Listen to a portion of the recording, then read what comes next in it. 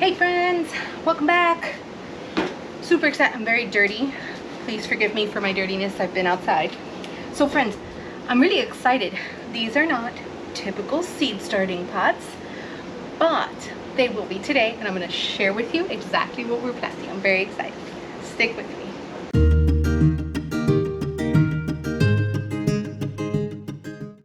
All right friends, so we planted seeds and some of them are starting to sprout, and it's only been like 3 days. Like the zinnias are starting to sprout. I don't know if you can see that right in there. It's happening. And then which one are you? One of the cucumbers, you can barely see it, but they're just starting to pop up here and there as they come. But the piece de resistance, right, that we are getting to today is these seeds that came in today.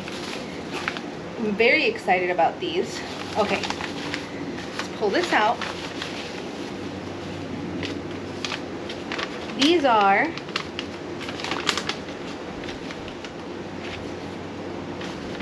very, very special to us in particular. They are banana tree seeds. So these are not any typical banana.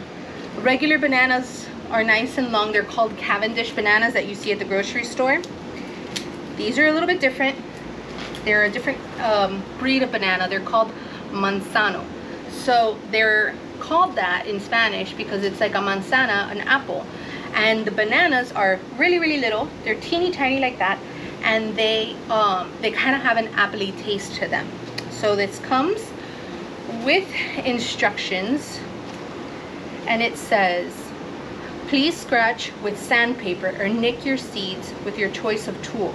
Soak seeds overnight in warm water and remove swollen seeds. Soak peat moss and plant seeds a 1/4 inch deep. So this is gonna have to hold. Okay. Scratch them, soak overnight, and then plant a 1/4 inch deep. No problem, we can do that. So we're gonna do that. I'm gonna soak them right into one of these jars with rainwater, because that's how we do things around here. Let me go grab a jar full of rainwater. Okay, 1 jar of rainwater. And then we have to nick them. So I don't know, there's 20 seeds in here.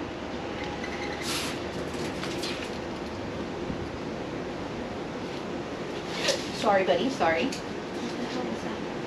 Sorry, I didn't know you were there.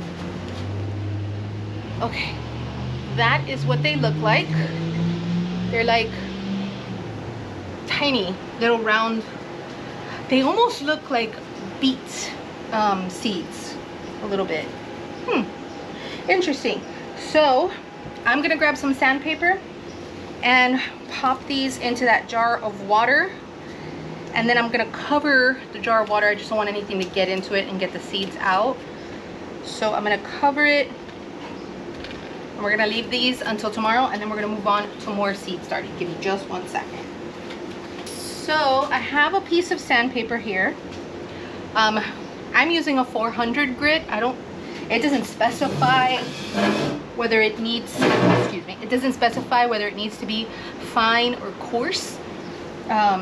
400 grit, if you don't know, is a finer grit of sandpaper. The lower the number, the thicker the grit is, so the more material it removes.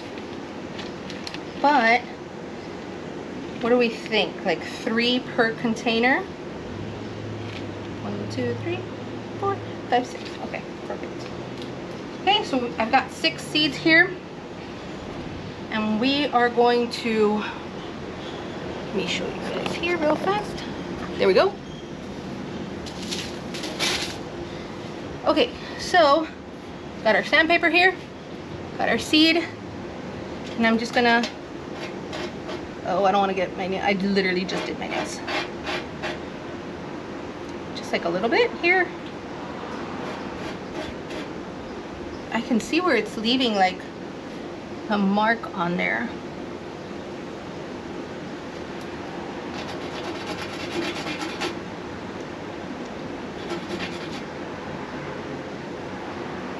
We're gonna call that good. pop it into the water.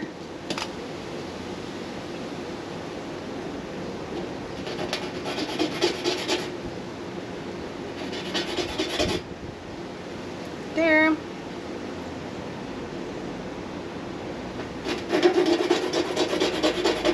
So I've never done this before.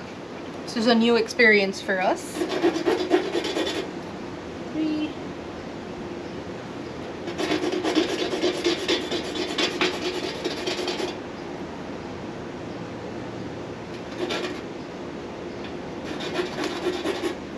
Four.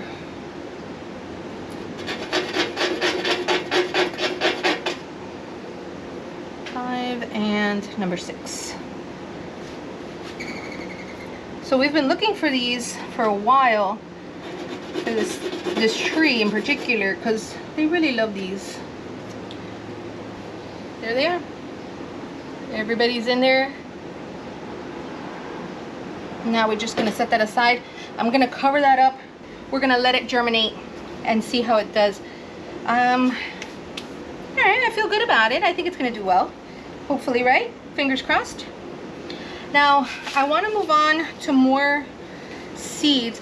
You're probably wondering, why didn't I just seed everything out at once, right? Like, you could have done everything in one day and you would have been fine. But I wanted to give myself a little bit of grace when it came to planting these things out, so I wouldn't burn out having to plant everything in the same day or in the same 2 days. So I've been giving myself a few days in between starting seeds.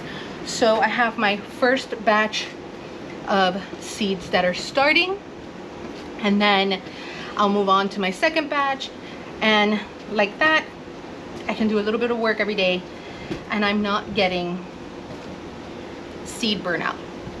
I don't know if that's a real thing, but I'm making it a real thing, because it happens. You get tired, and then the heat has just been unforgiving lately, right? Realistically speaking, it's been horrendous. So the last thing I want to do is set myself up for failure, so I'm trying to be a little bit smarter. Every 3 days, every 3 days, I'm coming out here and starting new seeds. I'm going to work on some flowers, and I actually need to find another seed because I want to start cherry tomatoes. I started the yellow pear and the Roma. I do need a large slicing tomato.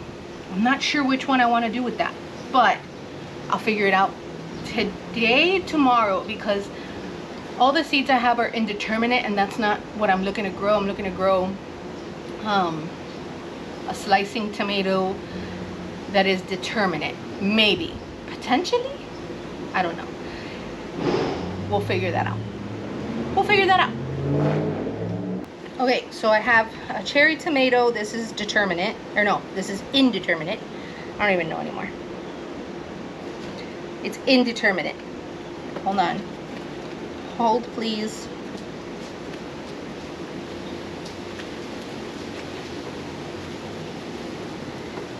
Is that it? Is that all I have? How is that all I have? Me and the tomatoes, right? Like, we have such a bad history. I don't even know what to say anymore. All right.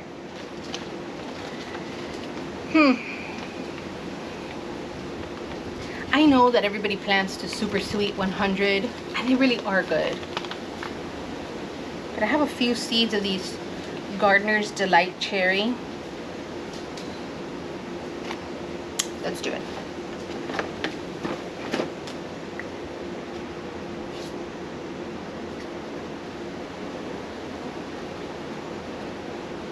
Okay.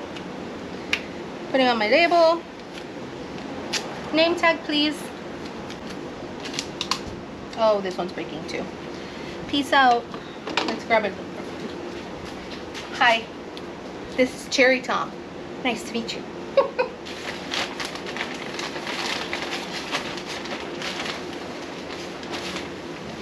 All right.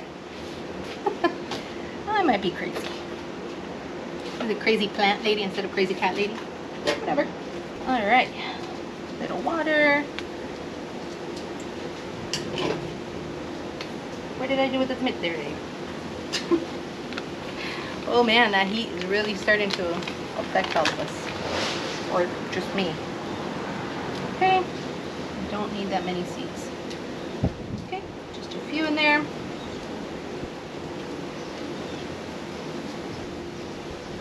Nice and light, not too deep.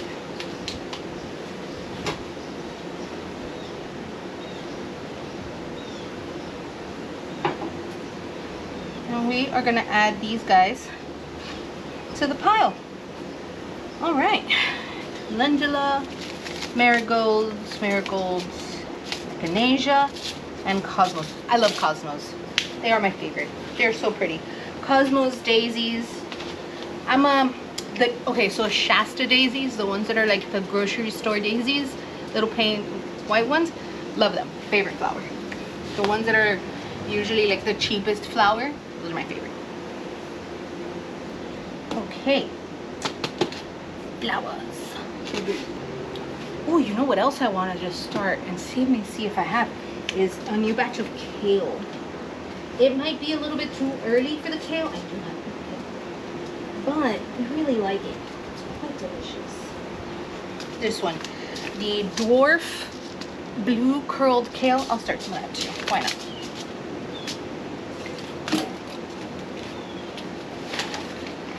It freezes really well, so you can continuously harvest, and it's good for you. It's good in soups and salads, sauteed like spinach. And so I am a person, a little bit of history about myself. I am a person who's prone to kidney stones.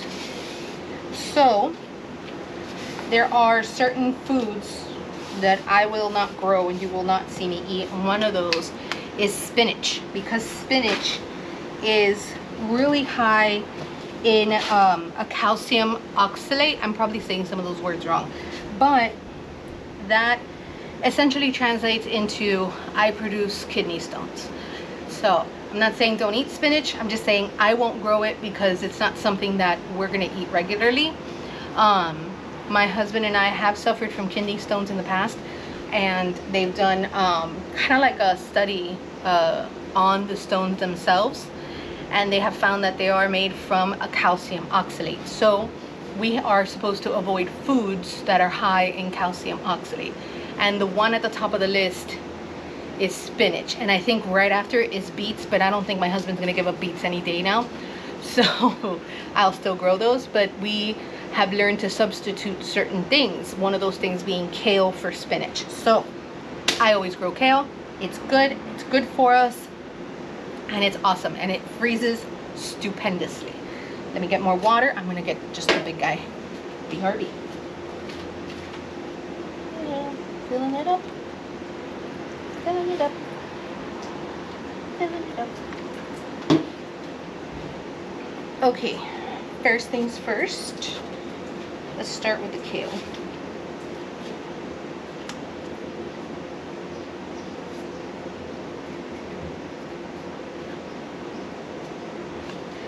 I'm going to, how many plants should I do of kale? Like 4 plants should do it. We had 6 and it was too much. So I think 4 plants of kale should do it. Definitely.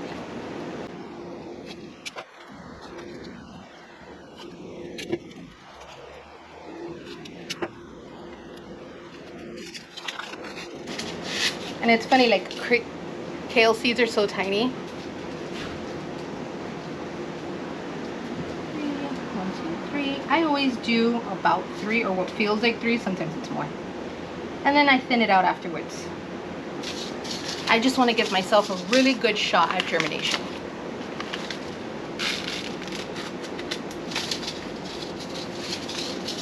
Okay.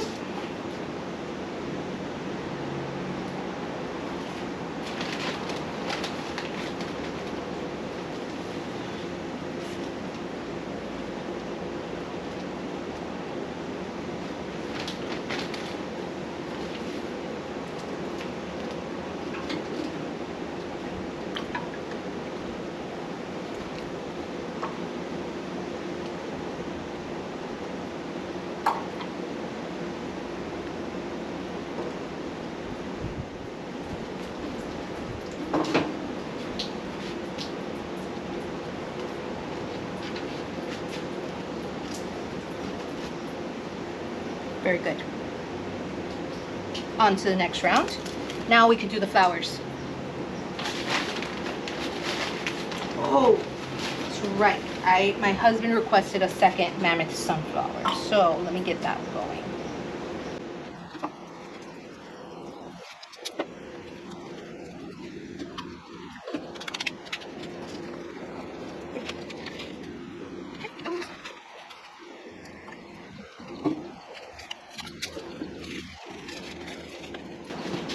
I'm gonna have to figure out the slicing tomato because I don't have one here that I want.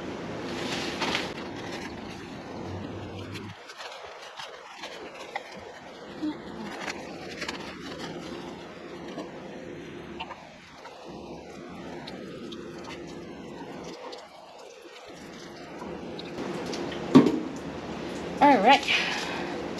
First things first, calendulas.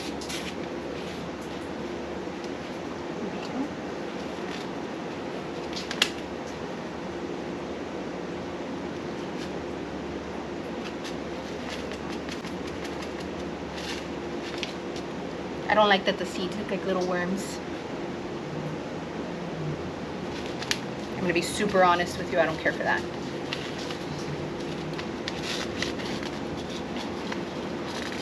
I'm a gardener that does not love bugs.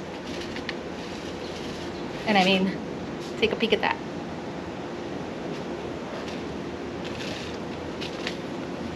I didn't care for that. I mean, I still planted it, but I didn't love it. Like, I know that they're important, but I still don't care for it.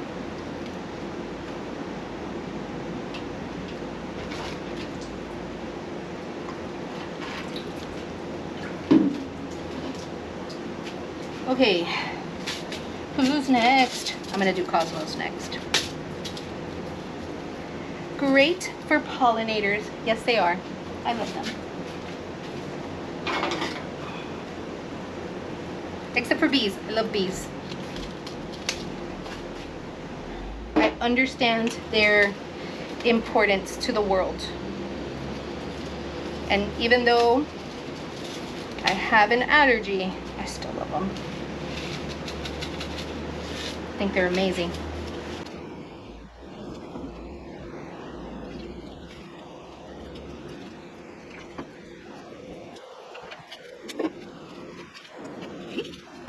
And another one. Let's do marigolds next. I've always just bought marigolds like ready to go kind of deal. I've never bothered to grow them from seed, so this is a first for me.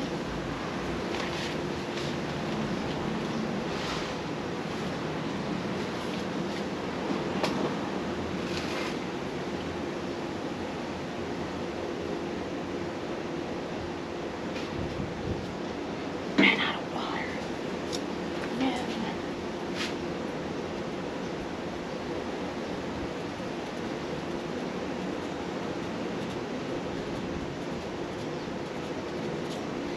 So I wrote Marigold Happy Day because that's the kind that I planted there. The Red Nights is a different variety. And I just want to see how everyone does. So I'm labeling them a little differently. Let's go with the Red Night next. Watch this. Okay.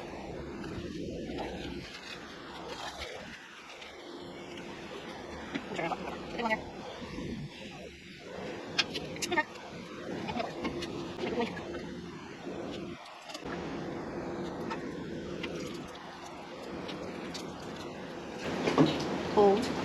All right, last one for today, echinacea.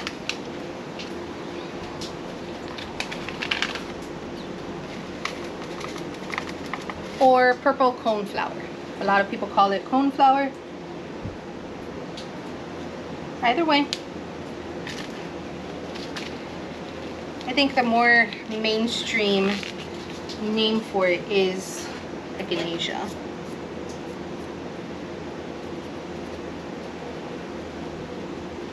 I have the worst handwriting. In case you ever see it, I write like a child who didn't do well in kindergarten.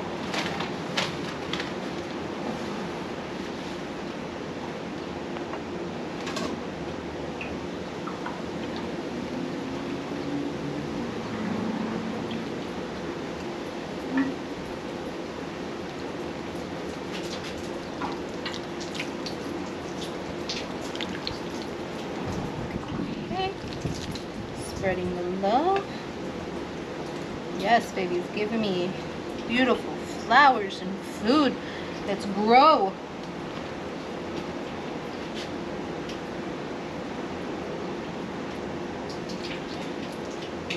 Alrighty, so I am satisfied with everybody being watered in, and that's going to be it for today. Let me put this away. Oh, friends, thank you so much for joining me today. I really appreciate your time in your days here with me, sharing in this great experiment that I have going on here to see how well we can do within city limits, because this is definitely the suburbs of Miami, and I think we're doing pretty okay. Some of us can't pack up and leave to the countryside and sell everything we have and build houses and all of those things and buy 100 acres and all of a sudden we have cattle. I'm going off on a tangent because I watch too much YouTube, but some of us can't do that. Some of us have to stay put where we are, but that does not mean that we give up on our dreams of having these beautiful self-sustaining lives where we're not forced to eat processed foods consistently.